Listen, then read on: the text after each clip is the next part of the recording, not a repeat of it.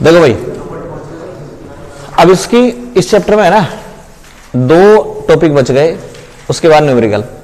एक तो बचता है इसमें जीरो ऑर्डर, एक फर्स्ट ऑर्डर, है ना, और वो इंपॉर्टेंट है, उन पे ही प्रश्न आएगा है, ये मान ले।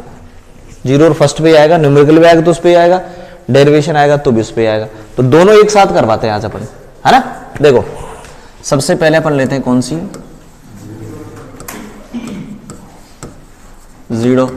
जीरो ऑर्डर रिएक्शन भाई, ठीक है, जीरो ऑर्डर। अब जीरो ऑर्डर होंगी क्या, देखो भाई अपन ये पढ़ते हैं, ये तो डेफिनेशन के लिए छोड़ देंगे अपन। रिएक्शन ये है, मान लो ए से प्रोडक्ट, ठीक है भाई, T इक्वल 0 स्टार्टिंग में भी, है ना। T इक्वल 0 पर ये जो A है ना, इसकी इनिशियल कंसंट्रेशन है A, प्रोडक्ट अभी नहीं बना, सही है भाई। तो ये A क्या बताओ, इनिशियल कंसंट्रेशन है किसकी, रिएक्टेंट की। अगर मान लीजिए T बराबर T समय पर 10 मिनट बाद, 20 मिनट बाद, 30 मिनट बाद इस प्रोडक्ट के X मोल बन जाए, तो इस A के कितने बचेंगे भाई, A माइनस एक्स बचेंगे, ठीक है ना।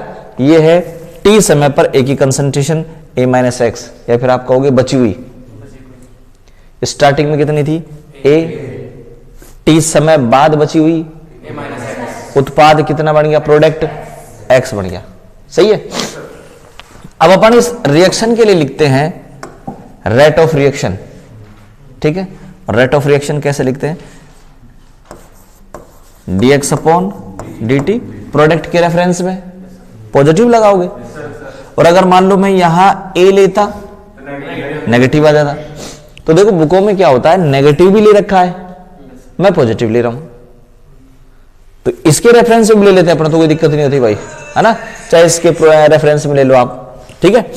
तो बताओ भाई dx upon dt, rate law क्या बोलता है कि dx upon dt direct proportional होगा रिएक्टेंट की कंसंट्रेशन के, रिएक्टेंट की कंसंट्रेशन के, तो dx upon dt direct proportional to A की कंसंट्रेशन। अब जीरो ऑर्डर है ना, तो पावर 0, अगली जब आएगी फर्स्ट ऑर्डर पावर 1 कर देंगे। तो यहां से यहां तक की जो आदि जो रामायण है वो दोनों बिल्कुल इक्वल है। Rate of reaction direct proportional to A की पावर 0। तो जीरो कोटि की रिएक्शन क्या होंगी, जीरो ऑर्डर रिएक्शन क्या होंगी, रेट ऑफ रिएक्शन किस पे डिपेंड करेगा, कंसंट्रेशन की पावर 0 पर, कंसंट्रेशन की पावर 0 पे डिपेंड करेगा। या फिर सिंपल ऐसे कहते हैं क्या कि रेट ऑफ रिएक्शन रिएक्टेंट पे डिपेंड करती नहीं, बात तो एक ही है, क्योंकि A की पावर 0 का मतलब 1 हो जाएगा, सही है कि नहीं। dx अपॉन dt बराबर 1 आएगा, कांस्टेंट आएगा, क्या आएगा, कांस्टेंट आएगा। इसका मतलब रेट ऑफ रिएक्शन A की कंसंट्रेशन पे डिपेंड नहीं करती। तो बताओ जीरो ऑर्डर रिएक्शन क्या होंगी, जिन रिएक्शनों में रेट ऑफ रिएक्शन कंसंट्रेशन की पावर 0 के प्रोपोर्शनल होगी या रिएक्टेंट की कंसंट्रेशन पे डिपेंड नहीं करेगी भाई, ठीक है। इधर जल्दी बैठ, इधर देख भाई, अपन पढ़ रहे हैं जीरो ऑर्डर रिएक्शन। तो जीरो ऑर्डर क्या होगी, रिएक्टेंट की पावर 0, फर्स्ट ऑर्डर रिएक्टेंट की पावर 1, बीएससी में जाओगे जब आ जाएगी सेकंड ऑर्डर रिएक्टेंट की पावर 2, ठीक है ना भाई, और वहां एक थर्ड ऑर्डर आ जाती है रिएक्टेंट की पावर 3, ठीक है। तो रेट ऑफ रिएक्शन रिएक्टेंट की पावर 0 की डायरेक्ट प्रोपोर्शनल हो, zero order. Rate of reaction reactant की पावर 1 की डायरेक्ट प्रोपोर्शनल हो, first order. Rate of reaction reactant की पावर 2 के डायरेक्ट, ठीक है।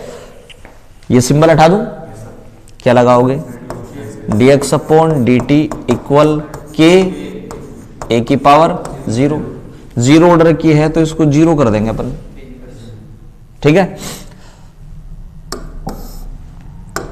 अब बताओ A की पावर 0 का मीन्स 1, क्या हो जाएगा, dx अपॉन dt बराबर k0 भाई, ठीक है।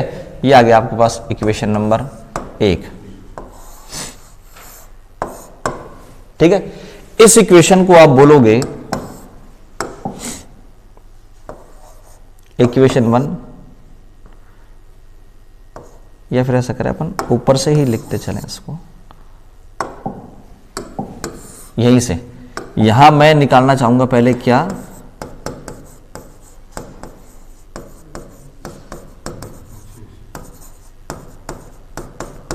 ये लो भाई, सबसे पहले अपन क्या लिखेंगे बताओ, क्या निकालेंगे, डिफरेंशियल इक्वेशन निकालेंगे। तो पेपर में ऐसे ही पूछता हो, जीरो ऑर्डर रिएक्शन की डिफरेंशियल इक्वेशन क्या होगी, इंटीग्रल इक्वेशन क्या होगी, ऐसे है ना। तो ये अपन ने क्या निकाल दी बताओ, पहले डिफरेंशियल इक्वेशन निकाल दी। ठीक है, अब इस डिफरेंशियल इक्वेशन से आगे चले अपन। अब अपन निकालेंगे क्या, इंटीग्रल इक्वेशन। ठीक है भाई, देखो इक्वेशन क्या है अपने पास, dx अपॉन dt। देख भाई इधर सुन, dx अपॉन dt क्या है बता, रेट ऑफ रिएक्शन क्या है, dx upon dt rate of reaction ही होता है ना। ये dx अपॉन dt अगर a की पावर 0 पे डिपेंड करे तो ये हो जाएगी जीरो ऑर्डर, a की पावर 1 पे डिपेंड करे फर्स्ट ऑर्डर, a की पावर 2 सेकंड ऑर्डर। ठीक है, तो अपन जीरो ऑर्डर पढ़ रहे हैं तो a की पावर 0 आ जाएगी, और a की पावर 0 का मीन्स होता है 1।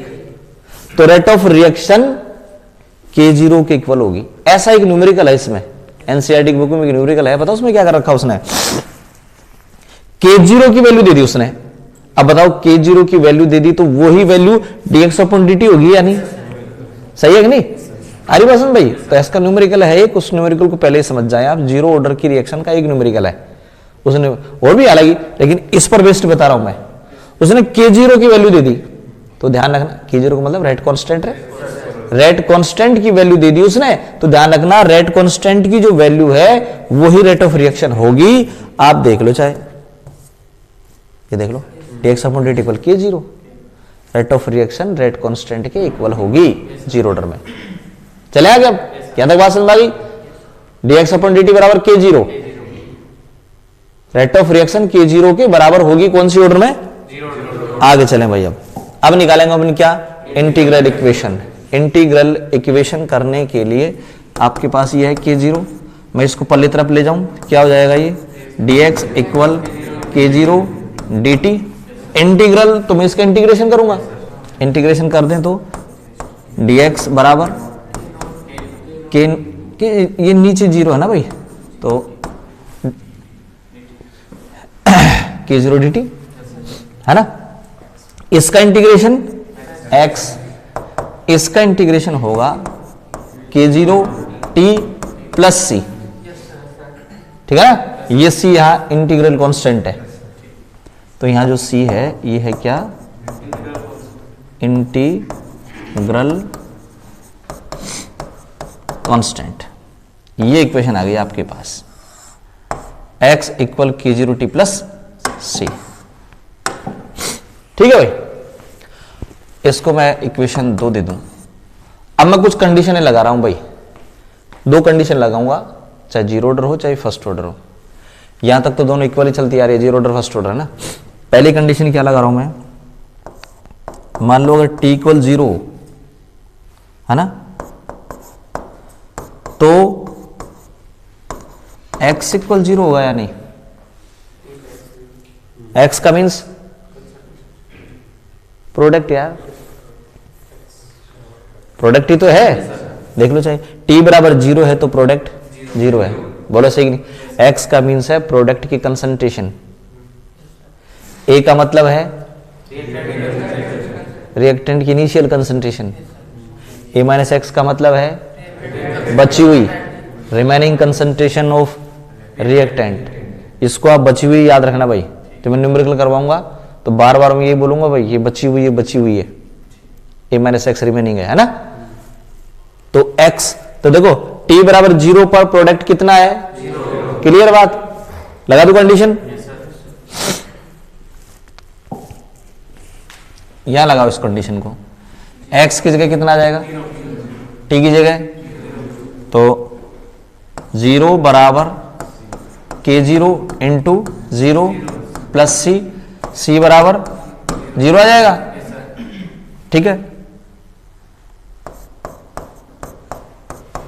Put the value of c in equation 2, बताओ क्या आ जाएगा। x इक्वल k0t आ गया। k0 निकालना हो तो अपन को बोलो x अपॉन टी।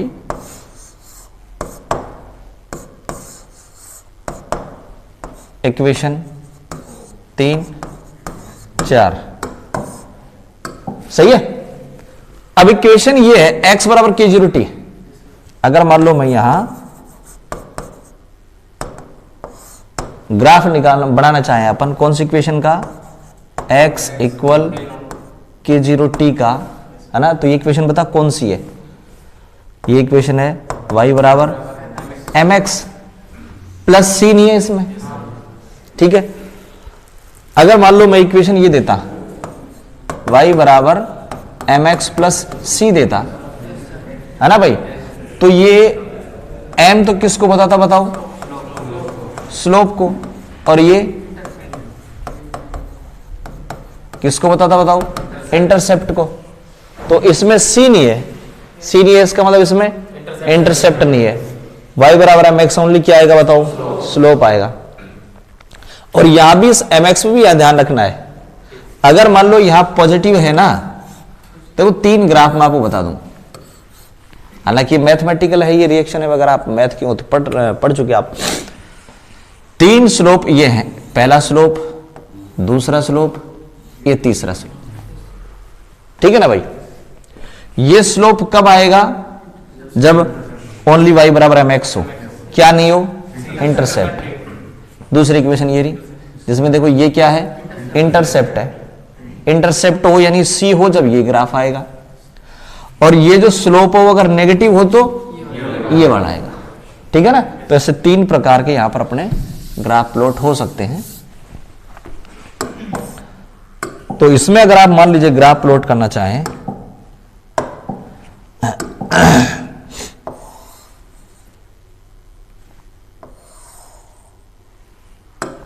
किस किस के बीच भाई, y और है, यानी इधर तो ले लो मैं क्या x, इधर ले लो क्या t।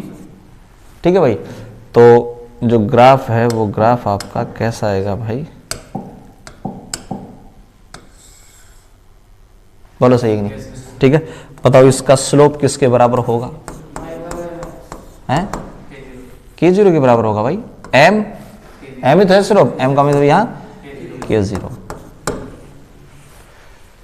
ठीक है भाई, ये आपके पास इक्वेशन होगी k0 बराबर x अपॉन टी। तो ये k0 equal x upon T है, ये आपके पास है इंटीग्रल इक्वेशन, इंटीग्रल इक्वेशन है। ठीक है ना भाई, इंटीग्रल रेट इक्वेशन लिख दें, इंटीग्रल इक्वेशन लिख दें अपन। एक बार दोबारा देख लें भाई, मैं थोड़ा फिर आगे चलूंगा। देखो भाई, जीरो ऑर्डर रिएक्शन पढ़ रहे हैं अपन, एक जीरो ऑर्डर है अपने, एक फर्स्ट ऑर्डर है, दोनों ही आएंगी, दोनों में से मतलब कोई सी भी आएगी पेपर में, ध्यान रखना। और न्यूमेरिकल आएगा दोनों में से। आप कोई सा पेपर देंगे ना, कोई सा भी एग्जाम देंगे, तो ये ध्यान रखना जीरो या फर्स्ट पर न्यूमेरिकल जरूर होता है वहां, जीरो फर्स्ट का। ठीक है ना, इसलिए इसको ध्यान से समझें। जीरो ऑर्डर क्या होंगी भाई,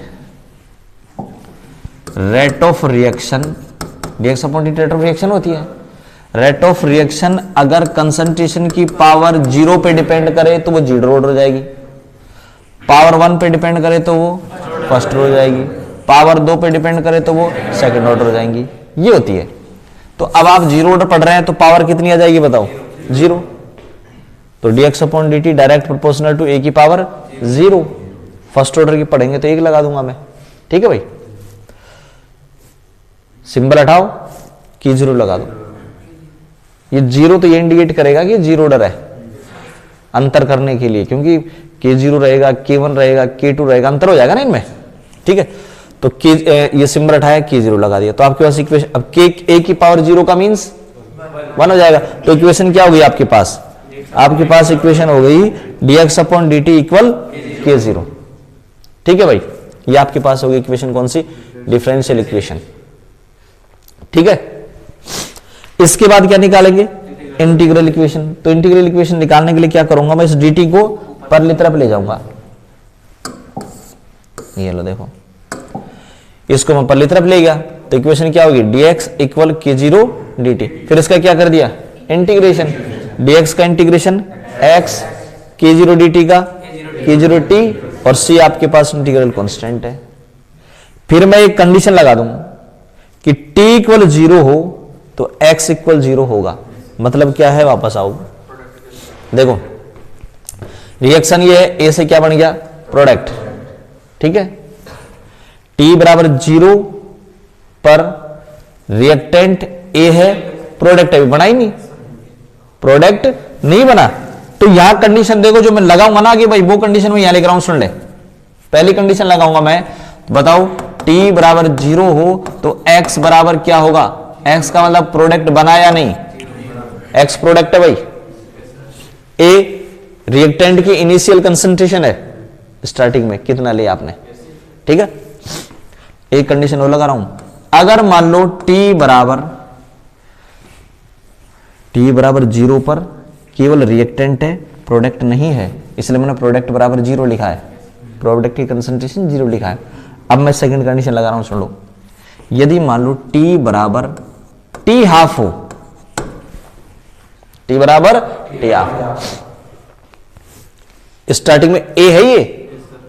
अब बताओ, जैसे मान लो रिएक्शन 20 मिनट में कंप्लीट होती है, तो मैं 10 मिनट बाद पूछ रहा हूं आपसे, बताओ 10 मिनट बाद ये a कितना बचेगा, हाफ बचेगा कि नहीं भाई, सही है, आधा बचेगा, ये प्रोडक्ट कितना बन जाएगा, आधा, किसका आधा, इस a का आधा, सही है कि नहीं, बोलो सही कि नहीं। तो t बराबर t हाफ हो तो x बराबर a/2, बोलो सही नहीं, सही है ना। रिएक्टेंट स्टार्टिंग में a था, आधे समय बाद वो a/2 बचेगा और उत्पाद a/2 बन जाएगा, सही है। t बराबर t 1/3 हो तो बताओ x बराबर a/3, t बराबर t 2/3 हो तो x बराबर 2a/3, 2a/3, बोलो सही कि नहीं। t बराबर t 1/4 हो तो x बराबर a/4, सही है। ये सारे न्यूमेरिकल करवाऊंगा ये वाले, ठीक है ना भाई, ये सारे न्यूमेरिकल होंगे आगे जब। तो 3 कंडीशनें लगा दी मैंने, ध्यान रखना। पहली कंडीशन t बराबर 0 हो तो प्रोडक्ट 0 बनेगा, t बराबर t हाफ हो तो प्रोडक्ट a का आधा बन जाएगा, सही है ना भाई।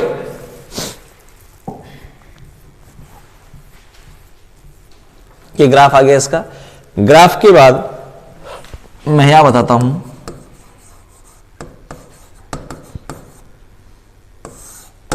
हाफ लाइफ क्या होती है भाई। देखो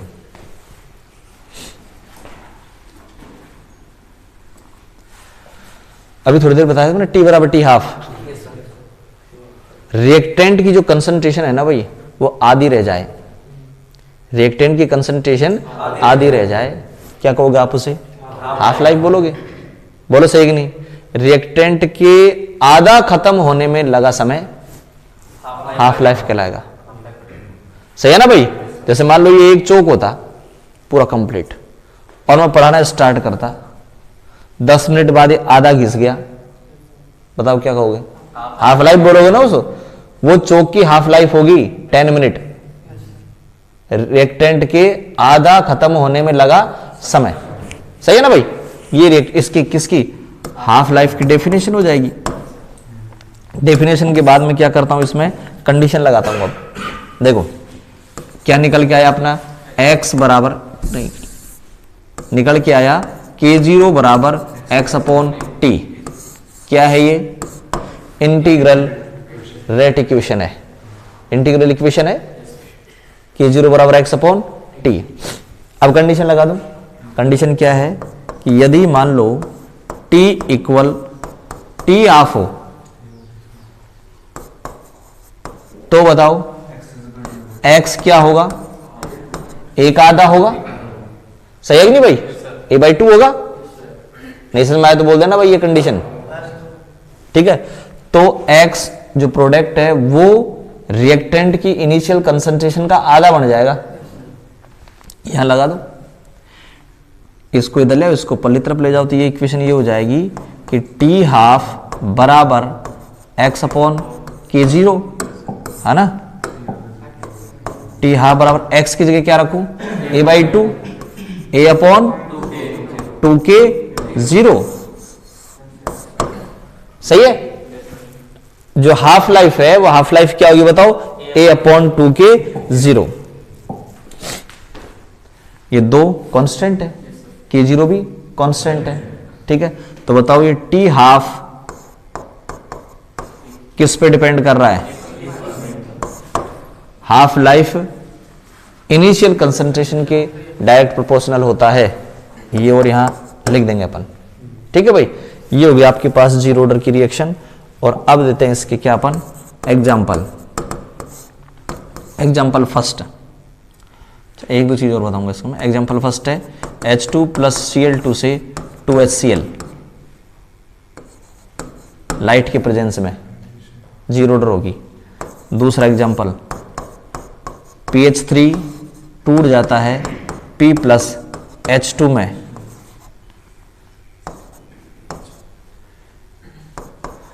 मोलिब्डेनम की प्रेजेंस में, हाई प्रेशर। दो NH3 भी टूट जाता है टंगस्टन की प्रेजेंस में, high pressure, N2 plus 3H2। ये रिएक्शन रिएक्टेंट पे डिपेंड नहीं करेगी, मोलिब्डेनम पर डिपेंड कर रही है, कंसंट्रेशन किस पर, कैटलिस्ट पर। इस रिएक्शन की जो रेट ऑफ रिएक्शन है वो PH3 पे डिपेंड नहीं करती, PH3 फॉस्फीन होती है, पी ब्लॉक में पढ़ेंगे आप फॉस्फीन। यहां भी रेट ऑफ रिएक्शन किस पे डिपेंड नहीं करती, NH3 पे।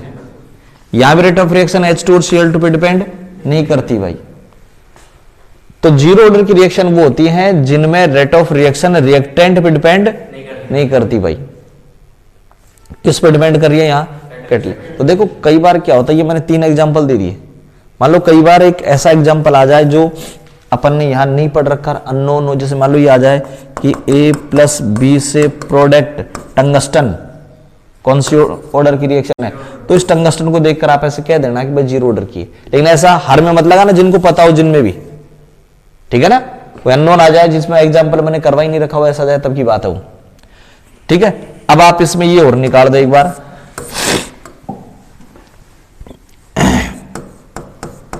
यूनिट ऑफ K0, K0 की 2 यूनिट निकालते हैं आप, ठीक है। एक तो निकाल सकते कौन सी, मोल की पावर, लीटर की पावर, सेकंड इनवर्स। बताओ मोल की पावर क्या होती है, 1 माइनस n है, n माइनस 1 हो गए ना कंफ्यूज, नहीं कंफ्यूज हो गए नहीं, बताओ मेरे को तो, अरे n माइनस 1 है, हो गया ना कंफ्यूज। देखो मेरी बात सुनो,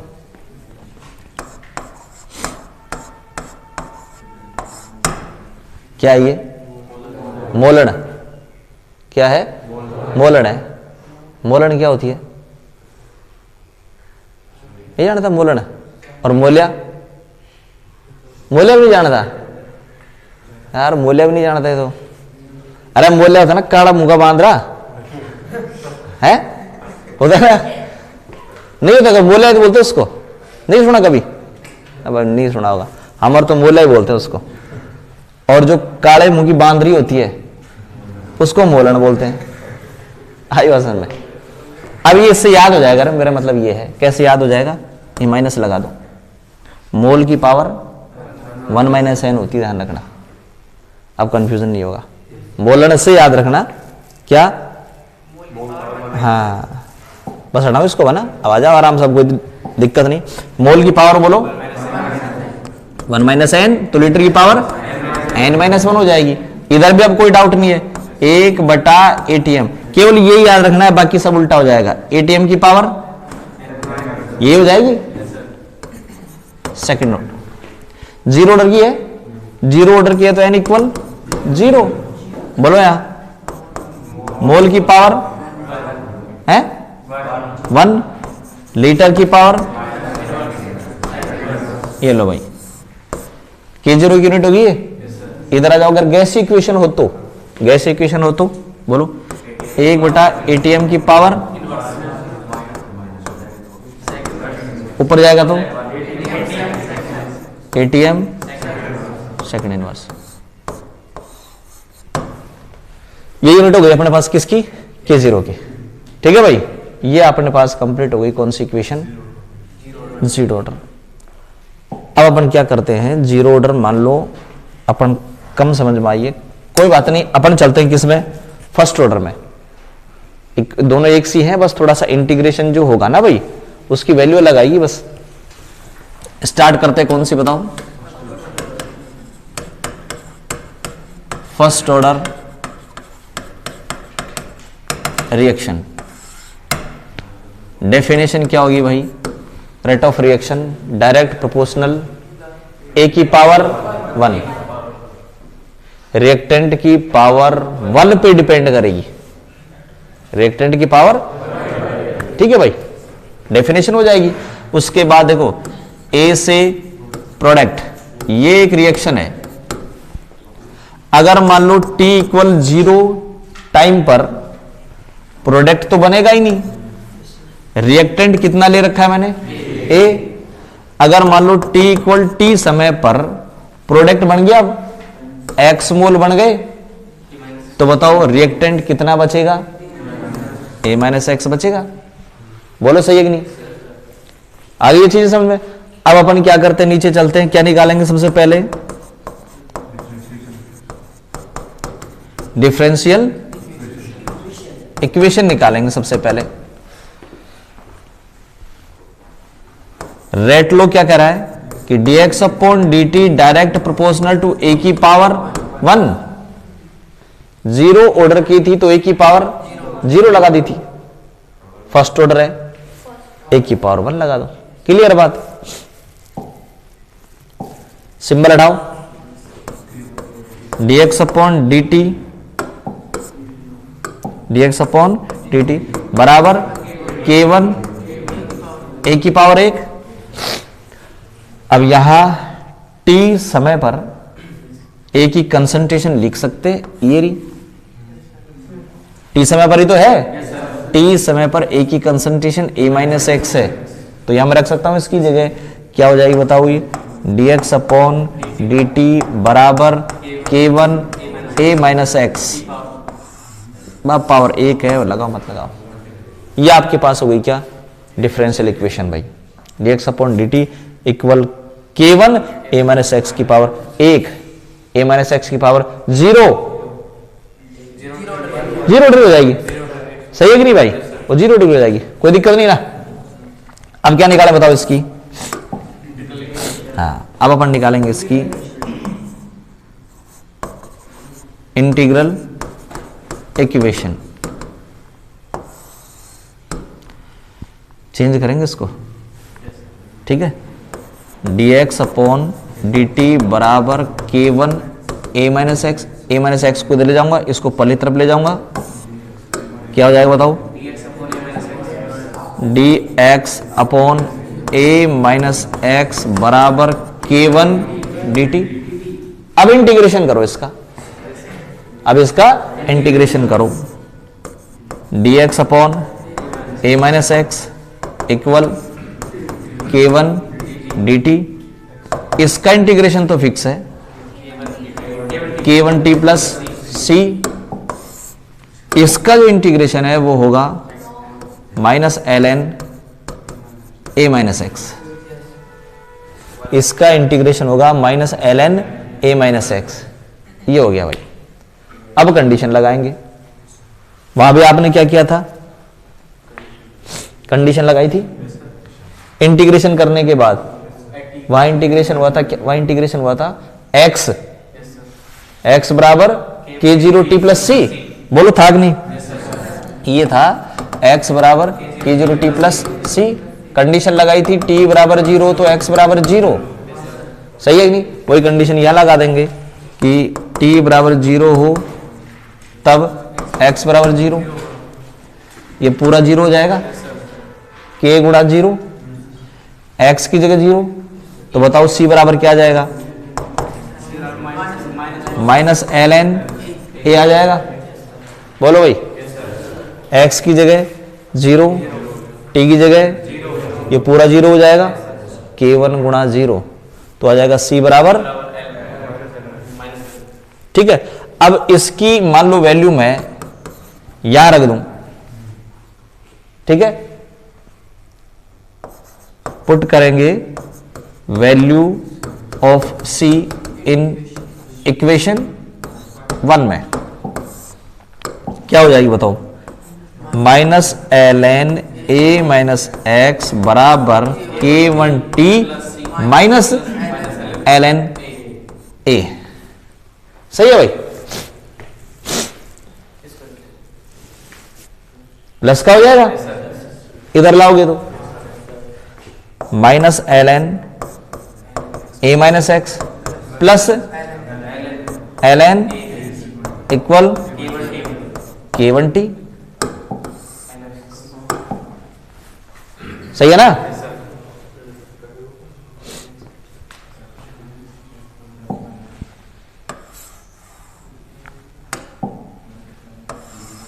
देखो एक मिनट, ये इक्वेशन इसको मैं इधर रख रहा हूं, कौन सी वाली को? Minus ln a minus x equal k1t minus ln a, इधर रख दिया, ठीक है।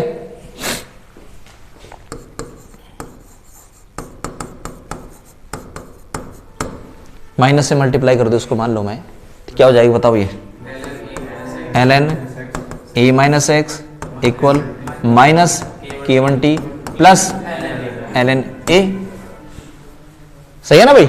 माइनस से मल्टीप्लाई कर दिया रे। अब बताओ इक्वेशन कौन सी हो गई है? बोलो हो गई कि नहीं? लेकिन यह माइनस है, ठीक है। तो यहां पर मैं क्या कर दूं? ग्राफ खींच दूं एक,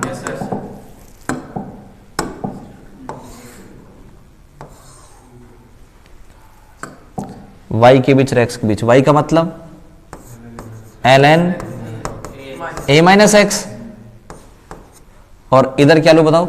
x, x रे, x का मतलब t भाई,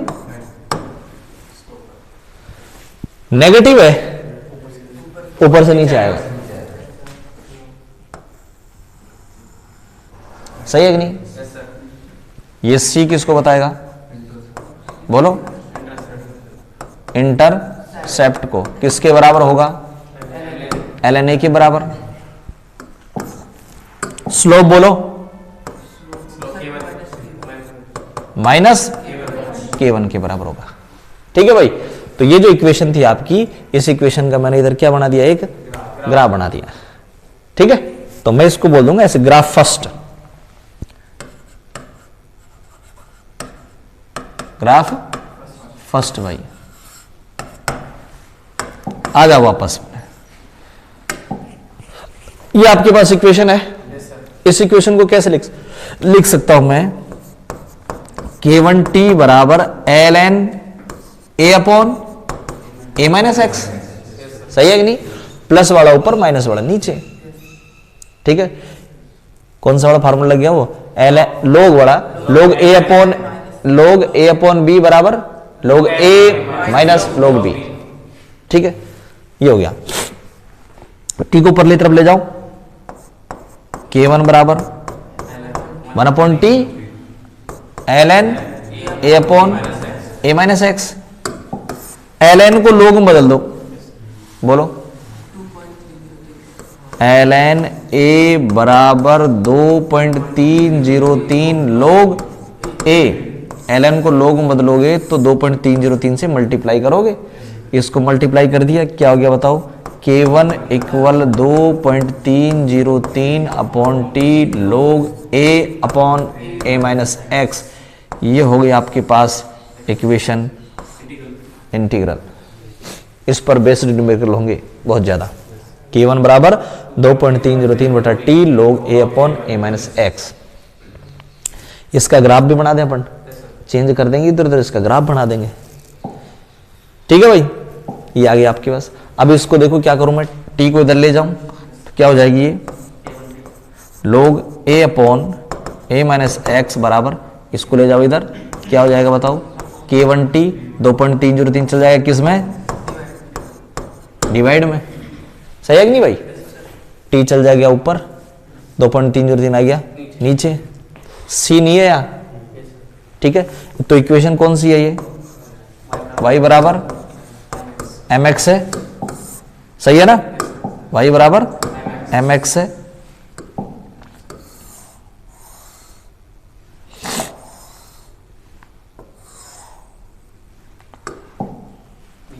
y तो कौन है बताओ, यहां बोलो t है।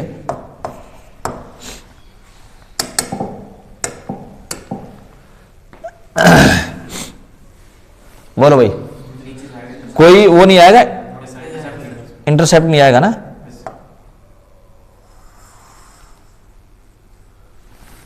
सही है। और इंटरसेप्ट तो थोड़ा ऊपर से चलती है, नेगेटिव होता तो बताओ स्लोप किसके बराबर है, K1 अपॉन, सही है, y log A upon A minus x तो है y, और K1 अपॉन 2.303 है m, और t है x। ये इक्वेशन ग्राफ आ गया आपके पास, graph number second, graph second भाई। ठीक है, अब इसकी हाफ लाइफ निकाल लें।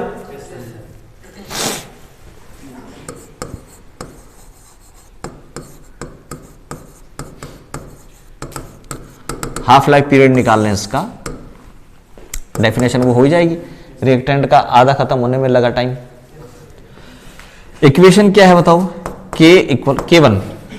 K1 इक्वल 2.303 बटा T log A upon A minus x, ये है ना भाई, कंडीशन लगा दें। हाफ लाइफ वाली कंडीशन क्या है, इसको एक बार चेंज कर लें अपन, इसको इधर ले जाऊं मैं, t बराबर 2.303 upon K1 log A upon A minus x. Condition क्या है भाई कि t बराबर t हाफ, तब बताओ भाई प्रोडक्ट कितना बन जाएगा रे, a/2 बन जाएगा भाई, a/2 बन जाएगा, सही है कि नहीं। अरे रिएक्टेंट आधा खत्म हो जाएगा तो प्रोडक्ट आधा बढ़ जाएगा, सीधी सी बात है, सही है कि नहीं। कंडीशन यहां लगाओ, t की जगह t हाफ बराबर 2.303 upon K1 log A upon A minus A/2। एक A में से आधा निकालोगे तो आधा बच जाएगा, A/2 बच जाएगा नीचे, t हाफ बराबर 2.303 बटा K1 log A upon A/2 बच जाएगा, 2 चल जाएगा ऊपर, A से कैंसिल हो जाएगा, log 2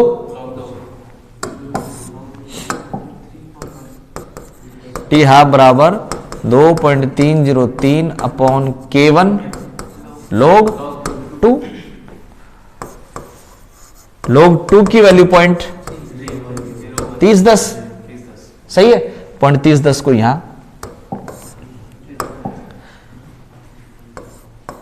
t हाफ बराबर 2.303 बटा K1 गुणा 0.3010, सही है भाई। इन दोनों को मल्टीप्लाई कर दो, t हाफ बराबर आ जाएगा 0.693 अपॉन K1 बाई अर्धायु काल इनिशियल कंसंट्रेशन पे डिपेंड नहीं कर रहा, ऐसे पूछता प्रश्न राजस्थान बोर्ड में कि प्रूफ करो कि फर्स्ट ऑर्डर रिएक्शन में हाफ लाइफ इनिशियल कंसंट्रेशन पे डिपेंड नहीं करता। तो यहां तक आ जाएगा, कह दोगे देखो ए नहीं आया, ए नहीं आया, इसका मतलब हाफ लाइफ ए पे डिपेंड नहीं कर रही, सही है कि नहीं। और अगर जीरो ऑर्डर की पूछता है तो वहां ए आया था, ए अपॉन 2k 0, तो बताओ हाफ लाइफ ए पे डिपेंड कर रही है, ये आ गया हाफ लाइफ भाई।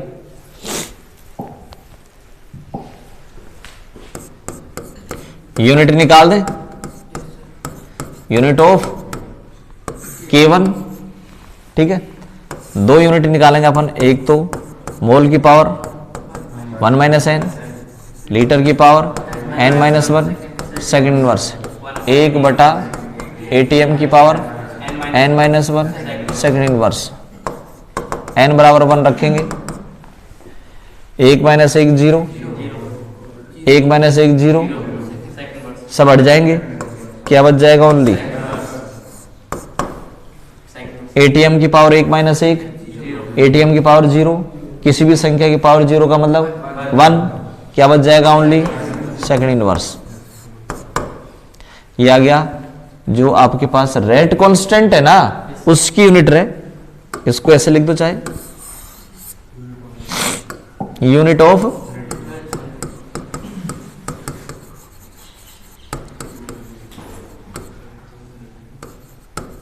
रेट कांस्टेंट, ठीक है ना।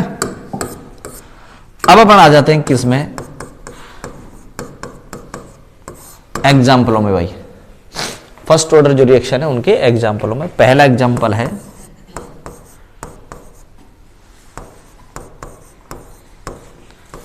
Decomposition N2 plus H2O, H2O कितने हो जाएंगे भाई 2, पहली रिएक्शन ये। दूसरी रिएक्शन N2O5 का डिकम्पोजिशन होता है NO2 प्लस O2 में, ये भी फर्स्ट ऑर्डर है।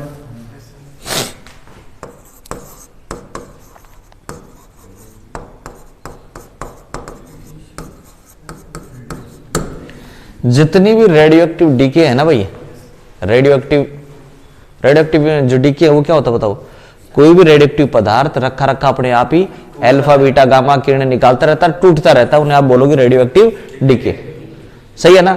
तो जितनी भी रेडियो एक्टिव डीके रिएक्शनें हैं वो सारी की सारी कौन सी होंगी, फर्स्ट ऑर्डर की होंगी, ध्यान रखना, सारी की सारी फर्स्ट ऑर्डर की होंगी। और उनके लिए इक्वेशन ऐसे लिखी जाती है, देखो लैम्डा बराबर 2.303 upon T log n0 upon nt, और उसकी हाफ लाइफ लिखी जाती है T half equal 0.693 upon lambda, ठीक है ना भाई। यहां ये जो लैम्डा है, ये लैम्डा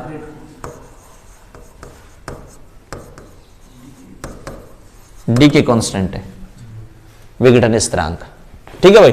तो अपन ने क्या किया, देखो उस इक्वेशन को लिखा मैंने यहां, उस इक्वेशन में क्या था, a upon a minus x था, a क्या था बताओ, इनिशियल कंसंट्रेशन, और यहां मैं क्या ले रहा हूं, इनिशियल जो एटम है ना उनकी संख्या, नंबर ऑफ एटम बोल दो आप, इनिशियल स्टार्टिंग में t इक्वल 0 समय पर नंबर ऑफ एटम, t समय पर नंबर ऑफ एटम। भाई मान लो ये पेन है और मैंने इसके 10 एटम ले लिए, मैंने रख दिया, 10 एटम लिए तो n0 10 आ जाएगा। मैं कहूं 10 मिनट बाद 5 खत्म हो गए, कितने बचे, nt 5, तो nt का मतलब बचे हुए, n0 स्टार्टिंग का, n0 nt बचा हुआ, a स्टार्टिंग की बची हुई, ठीक है ना भाई। तो ये स्टार्टिंग की, ये बची हुई, ये स्टार्टिंग का है, ये बचा हुआ, वहां जो k है वो रेट कांस्टेंट है, और यहां k की जगह लैम्डा काम में लेते हैं बस, ठीक है ना भाई। तो ये हो गया। हालांकि आप न्यूमेरिकल उस वाले से भी कर देना, इस वाले से, तो भी कोई दिक्कत नहीं भाई, तब भी गलत नहीं है, लेकिन ये रख दे तो और भी सही है, ये वाला। और देखो एग्जाम्पल, 3 एग्जाम्पल हो गए, चौथा एग्जाम्पल देखें।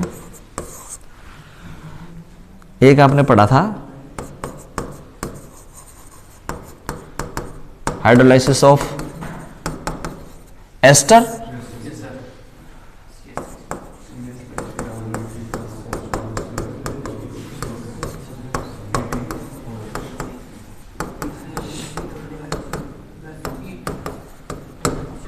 एथिल अल्कोहल ETOH, है ना भाई। हाइड्रोलाइसिस ऑफ एस्टर, ये क्या था, ये स्यूडो फर्स्ट ऑर्डर थी ये, लेकिन इसकी ऑर्डर तो एक ही आएगा ना भाई, है तो फर्स्ट ऑर्डर ही है, ठीक है, ये भी फर्स्ट ऑर्डर है। एक और था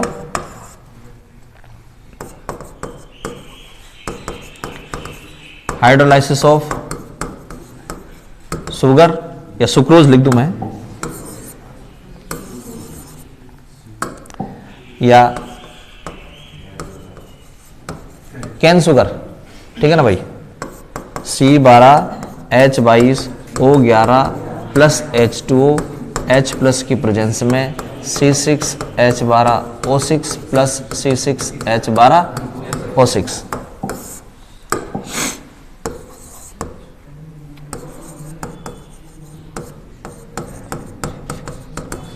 decomposition of azo isopropene, decomposition of azo isopropene,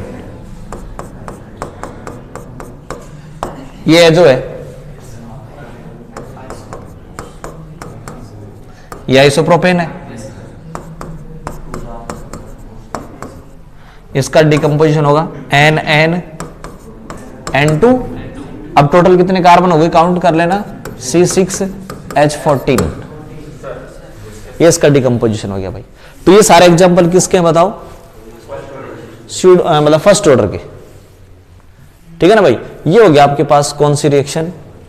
अच्छा इसमें एक और रह गया भाई, वो रह गया एक इंटरवल फॉर्मूला, है ना, इंटरवल फॉर्मूला निकालेंगे, अब नहीं तो फिर ये क्या है, उतर नहीं पाएगा, उसको उतार लो पहले जल्दी जल्दी, है ना। पहला जाओ कौन सा,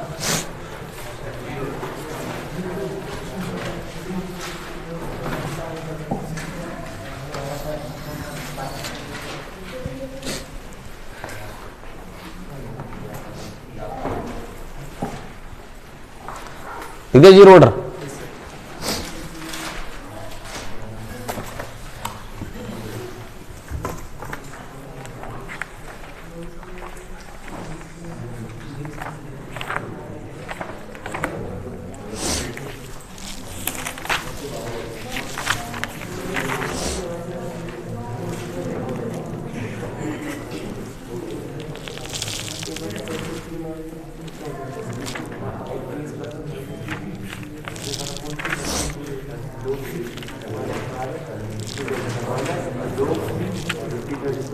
उतार जाओ उतार जाओ।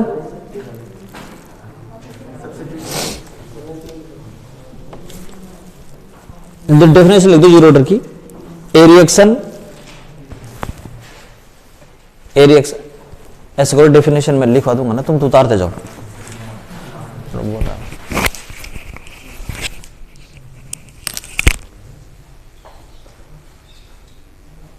तीन लाइन छोड़ देना, ये ठीक है। दो तो डेफिनेशन है, एक इसकी और एक हाफ लाइफ के, है ना।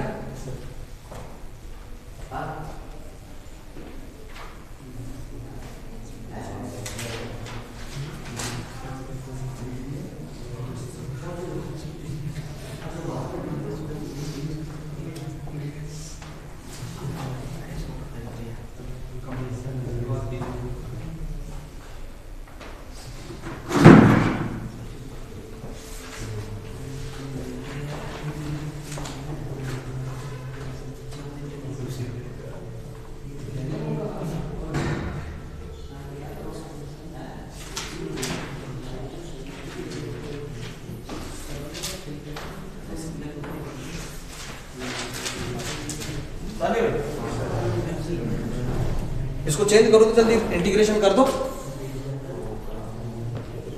चेंज करके इंटीग्रेशन कर दो।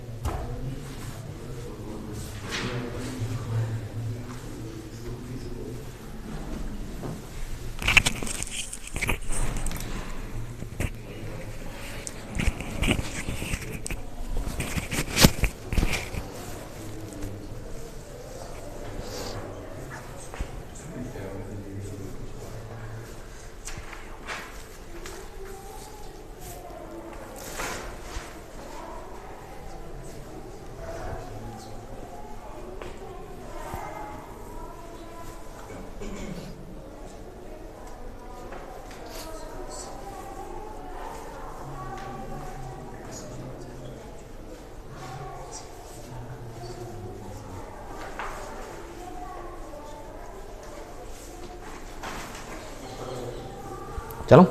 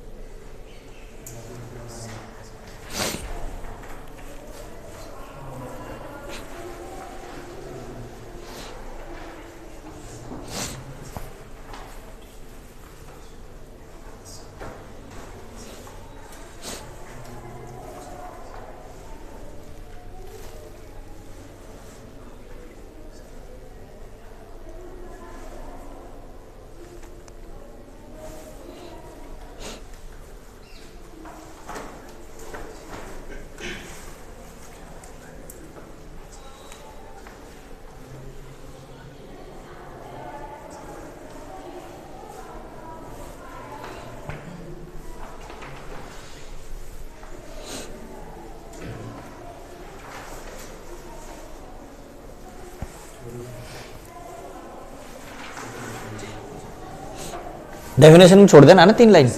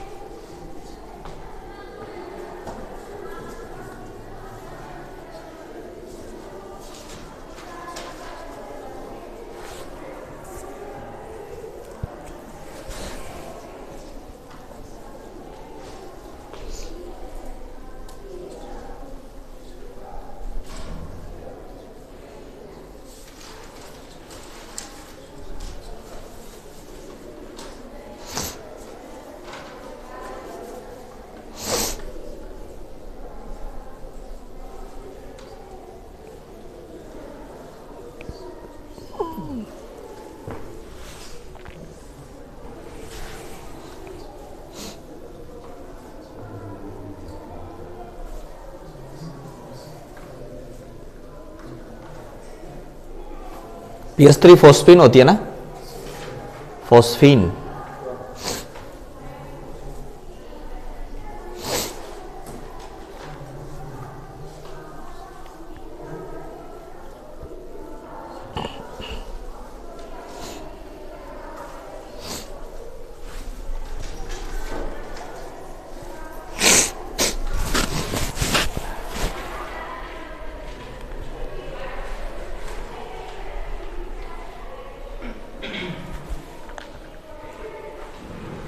हो गया भाई?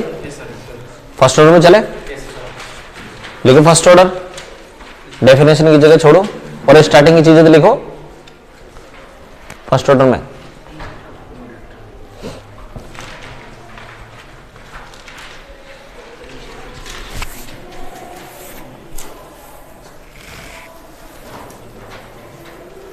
हटाओ भाई, फर्स्ट ऑर्डर में आ जाओ।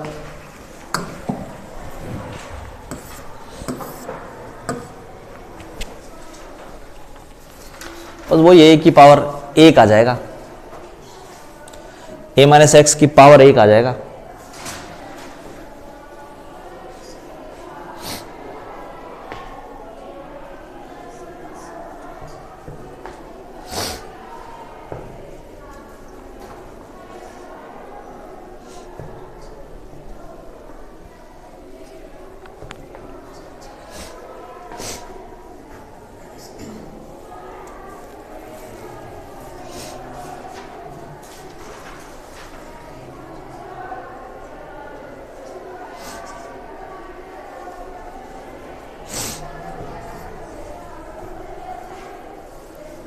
बस चेंज करके इंटीग्रेशन कर दो।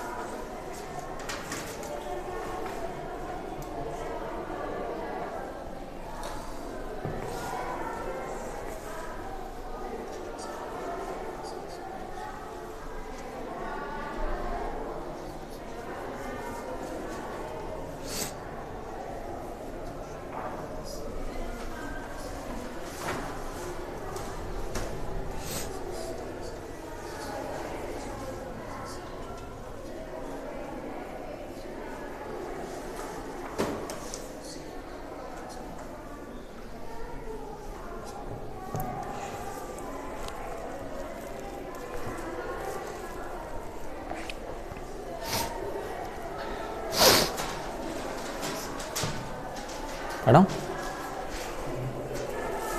कल संडे है ना?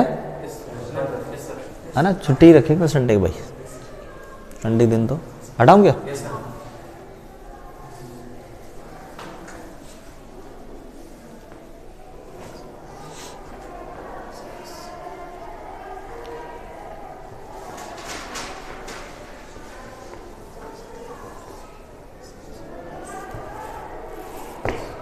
तो ये चैप्टर हो गया भाई, इसकी न्यूमेरिकल बच गया ना, न्यूमेरिकल करवाऊंगा परसों से।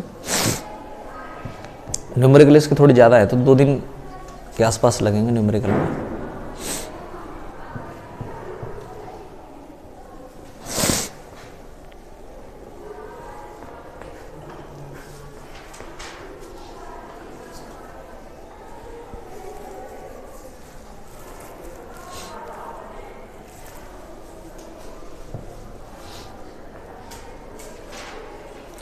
आएगी इसका परसों मेरे को ये और याद दिलाते नहीं कि इसका इंटरवल सूत्र है, इंटरवल फॉर्मूला। उसमें कुछ नहीं, 2 टाइम ले लेंगे और फिर उनका डिफरेंस निकाल देंगे। T2 minus T1 equal 2.303 upon K1 log A minus X1 upon A minus X2 आ जाएगा वो इंटरवल फॉर्मूला। चलो ऊपर ये लो भाई,